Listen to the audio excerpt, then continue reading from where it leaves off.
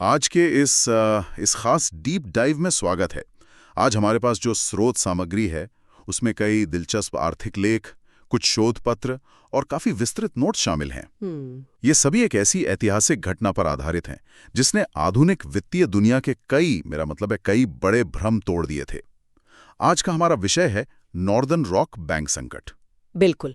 और इस चर्चा का जो मुख्य उद्देश्य है, जो हमारा मिशन है आज का, वो ये समझना है कि बैंक वास्तव में कैसे काम करते हैं, वो कैसे विफल हो सकते हैं और कैसे महज एक खबर पूरी की पूरी वित्तीय व्यवस्था को हिला सकती है। सही कहा। तो चलिए इसे थोड़ा और विस्तार से समझते हैं। जरा इस दृश्य की कल्पना कीजिए। सितंबर 2007 का महीना है। 2007। शुक्रवार की एक बारिश वाली शाम है। बैंकिंग के जो सामान्य घंटे होते हैं वो कब के खत्म हो चुके हैं। बाहर अंधेरा हो रहा है, लेकिन नॉर्दर्न रॉक बैंक की शाखाओं के बाहर सड़कों पर लोगों की लंबी कतारें लगी हुई हैं। एक बहुत ही डरावना दृश्य था वो। बिल्कुल। और इन कतारों में ज्यादातर रिटायर्ड लोग हैं, वो लोग जिनकी जिंदगी भर की जमा पूंजी उस बैंक में है। उनके चेहरों पर घबराहट है और हर कोई बस अपना एक एक पैसा तुरंत नकद के रूप में वापस चाहता है। मतलब दशकों से किसी विकसित अर्थव्यवस्था में ऐसा दृश्य नहीं देखा गया था। हाँ, और उस भौतिक कतार के साथ साथ ना एक अदृश्य लेकिन कहीं अधिक तेज कतार भी लग चुकी थी। अदृश्य कतार? हाँ, क्योंकि बैंक के बाहर सड़कों पर भीड़ जुटने से कुछ ही घंटे पहले एक डिजिटल पैनिक अपने चरम पर पहुंच गया था। भारी ट्रैफिक के कारण नॉर्दर्न रॉक बैंक की जो वेबसाइट थी वो पूरी तरह से क्रैश हो चुकी थी। अच्छा, मतलब लोग ऑनलाइन पैसा निकालने की कोशिश कर रहे थे। बिल्कुल। लोग घबराहट में अपने खातों में लॉगिन करने और इलेक्ट्रॉनिक रूप से पैसा ट्रांसफर करने की कोशिश कर रहे थे। सिस्टम इस अचानक आए दबाव को संभाल ही नहीं सका। हालात इतने खराब थे कि डिजिटल नेटवर्क के जरिए दहशत पहले ही फैल चुकी थी। बाप रे, ये तो साफ दिखाता है कि जब वित्तीय संस्थानों से विश्वास उठता है तो प्रतिक्रिया कितनी तेज होती है। इस संकट की असली वजह समझने के लिए हमें उस बुनियादी ढांचे को देखना होगा जिस पर दुनिया भर के बैंक काम करते हैं। बहुत ही आसान भाषा में कहें तो बैंक का बिजनेस मॉडल क्या है? वही पारंपरिक तरीका। हाँ। लोग सोचते हैं कि बैंक एक सुरक्षित तिजोरी की तरह है, जो जमा करता है उसे पैसा लेते हैं और उसे सुरक्षित रखते हैं। लेकिन बैंक इस पैसे से असल में कमाते कैसे हैं? इसे नेट इंटरेस्ट मार्जिन या NIM कहा जाता है। बिल्कुल, NIM। स्रोत सामग्री में इसका बड़ा सटीक उदाहरण दिया गया है। मान लीजिए कि बैंक होम लोन पर 8% सालाना ब्याज लेता है और उसी समय वो बचत खाते यानी सेविंग्स अकाउंट पर जमाकर्ताओं को 3% ब्याज देता है। तो वो बीच का जो 5% है, हाँ, वो बीच का 5% उनका मुनाफा होता है। यही उनका NIM है। यहाँ सबसे आकर्षक बात यह है कि बैंकिंग का ये पूरा का पूरा सिस्टम एक बहुत बड़ी धारणा पर टिका है, एक बहुत बड़ा अजम्पशन है। कौन सी धारणा? ये धारणा कि सारे जमाकर्ता एक ही समय में अपना पूरा पैसा वापस मांगने कभी नहीं आएंगे। हाँ, क्योंकि अगर सब आ गए तो पैसा तो है ही नहीं वहां। बिल्कुल। इसी धारणा के कारण बैंक सारा पैसा नकद रूप में अपनी तिजोरी में नहीं रखते। वो केवल एक निश्चित हिस्सा तैयार रखते हैं रोजमर्रा के लेन देन के लिए। इसे रिजर्व रिक्वायरमेंट कहते हैं। और आधुनिक बैंकिंग की भाषा में इसे कुछ और भी कहते हैं ना? हाँ, इसे लिक्विडिटी कवरेज रेशियो या LCR कहा जाता है। ये देशों के हिसाब से अलग अलग होता है। कुछ देशों में ये 1% से 10% तक होता है। और विकासशील देशों में? विकासशील देशों में ये नियम और सख्त हो सकते हैं, जहां बैंकों को 20% तक भी लिक्विडिटी रखनी पड़ सकती है। लेकिन नॉर्दर्न रॉक के मामले में ये नियम भी उन्हें बचा नहीं पाया। यहाँ बात सच में बहुत दिलचस्प हो जाती है, क्योंकि इस पूरी आग में घी डालने का काम किया है खुफिया खबर ने। पत्रकार रॉबर्ट पेस्टन की कहानी। हाँ, BBC के एक पत्रकार थे रॉबर्ट पेस्टन। उन्हें कहीं से एक बहुत ही गोपनीय खबर मिल गई थी।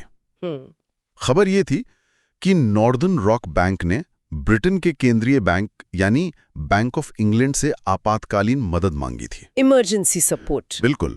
बैंक ऑफ इंग्लैंड वहां का रिजर्व बैंक है और नॉर्दर्न रॉक के पास नकदी खत्म हो रही थी, इसलिए उन्होंने गुप्त रूप से ये जीवन दान मांगा था। इससे एक बहुत ही महत्वपूर्ण सवाल पैदा होता है, एक बहुत बड़ी नैतिक दुविधा है ये। कैसी दुविधा? एक पत्रकार के तौर पे रॉबर्ट को क्या करना चाहिए था? जरा सोचिए, अगर वो खबर छापते हैं तो निश्चित रूप से पूरे देश में दहशत फैलेगी और बैंक रन की स्थिति आ जाएगी। लोग अपना पैसा निकालने दौड़ पड़ेंगे। और अगर वो चुप रहते हैं तो? अगर वो चुप रहते तो शायद बैंक ऑफ इंग्लैंड की उस आपातकालीन नकदी से संकट टल जाता, क्योंकि बैंकों का ऐसी तरलता सुविधा मांगना कोई बहुत असामान्य बात नहीं है। सिस्टम को बचाने के लिए केंद्रीय बैंक अक्सर ऐसा करते हैं और इसे गुप्त रखा जाता है। लेकिन एक पत्रकार के लिए बहुत बड़ी एक्सक्लूसिव खबर थी, वो इसे कैसे छोड़ सकते थे? वही तो बात है। रॉबर्ट ने खबर छाप दी और खबर के बाहर आते ही लोगों में एक भयानक डर बैठ गया। इसे प्रिजनर्स डिलेमा की तरह समझा जा सकता है। मतलब हर किसी को लगा कि बैंक के पास पैसा सीमित है, जो पहले जाएगा उसे पैसा मिलेगा और बाकी खाली हाथ रह जाएंगे। बिल्कुल, इसी डर के कारण बैंक के बाहर वो ऐतिहासिक भीड़ जमा हुई जिसे बैंक रन कहा जाता है। लेकिन यहाँ एक गलतफहमी को दूर करना बहुत जरूरी है। जब भी हम बैंक डूबने की बात करते हैं तो हमारे दिमाग में तुरंत 2008 के वित्तीय संकट की तस्वीर आ जाती है। हाँ, वो सब प्राइम मॉर्गेज वाला संकट। हाँ, जहां बैंकों ने खराब गुणवत्ता वाले लोगों को लोन दिया था और लोग कर्ज चुका नहीं पाए, जिसे लेंडिंग क्राइसिस कहते हैं। तो नॉर्दर्न रॉक के मामले में भी ज्यादातर लोग यही सोचते हैं कि उनके लोन खराब होंगे।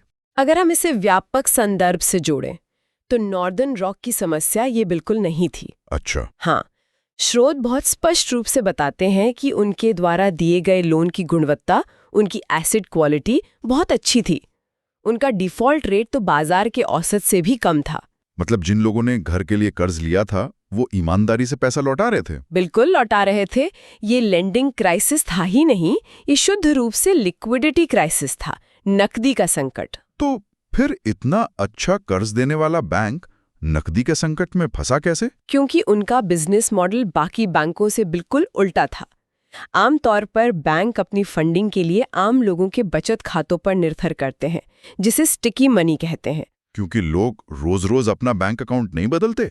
सही, लेकिन नॉर्दर्न रॉक को बहुत तेजी से ग्रो करना था, तो उन्होंने आम जमाकर्ताओं पर निर्भर होने के बजाय होलसेल फंडिंग का रास्ता चुना। होलसेल फंडिंग मतलब दूसरे बैंकों से कर्ज लेना। हाँ, उन्होंने अंतर्राष्ट्रीय बाजारों से, अन्य बैंकों और बड़े वित्तीय संस्थानों से भारी मात्रा में अल्पकालिक कर्ज यानी शॉर्ट टर्म लोन ले रखा था और इस पैसे से वो लंबे समय के होम लोन बांट रहे थे। अच्छा, तो पैसा उधारी का था, लेकिन ये सिस्टम टूटा कैसे? 2007 का अमेरिकी सबप्राइम मॉर्गेज संकट। जब अमेरिका में डिफॉल्ट शुरू हुए तो वैश्विक वित्तीय व्यवस्था में भारी अविश्वास पैदा हो गया। बैंकों का एक दूसरे पर भरोसा उठ गया और उन्होंने एक दूसरे को कर्ज देना कम कर दिया। बिल्कुल, इंटरबैंक लेंडिंग मार्केट पूरी तरह से फ्रीज हो गया। नॉर्दर्न रॉक को जो रोजाना कर्ज मिलता था वो अचानक मिलना बंद हो गया। तो कड़ी कुछ इस तरह जुड़ती है। अमेरिका में संकट आया, नॉर्दर्न रॉक को होलसेल मार्केट से कर्ज मिलना बंद हुआ, उनके पास नकदी खत्म हो गई। फिर उन्होंने बैंक ऑफ इंग्लैंड से मदद मांगी, पत्रकार को वो गोपनीय खबर मिल गई, उसने खबर छाप दी और फिर वो भयंकर बैंक रन हुआ। एकदम सही, ताश के पत्तों की तरह सब कुछ ढह गया। तो इस सब का आखिर क्या मतलब है? मतलब अगर एक बैंक डूब रहा है तो सरकार को इतनी चिंता क्यों करनी चाहिए? क्योंकि आग सिर्फ एक बैंक तक सीमित नहीं रहती, इसे कंटेजन रिस्क या संक्रमण का खतरा कहते हैं। मतलब वित्तीय तबाही का डर। हाँ, अगर नॉर्दर्न रॉक जैसी बड़ी संस्था के बाहर कतारें लग रही हैं तो दूसरे बैंकों के ग्राहक भी डर जाते हैं।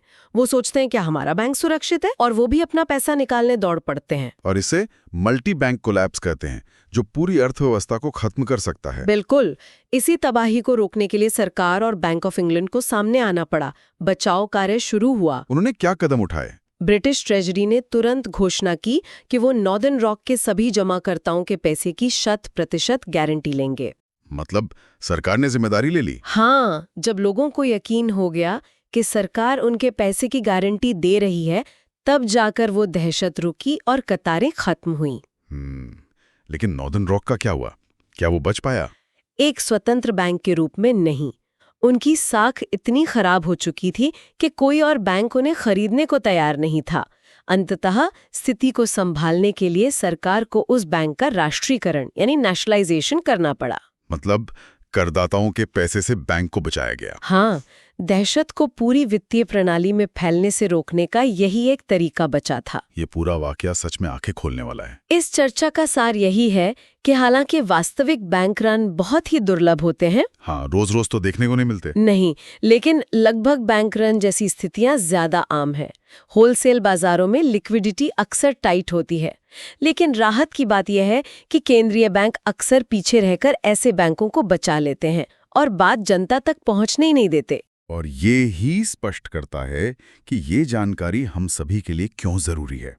ये दर्शाती है कि हमारी पूरी की पूरी वित्तीय व्यवस्था, हमारा सारा पैसा केवल गणित या बैलेंस शीट पर नहीं टिका है। हाँ, ये मानव मनोविज्ञान पर टिका है। बिल्कुल, ये मानव मनोविज्ञान और हमारे सामूहिक विश्वास पर टिका है।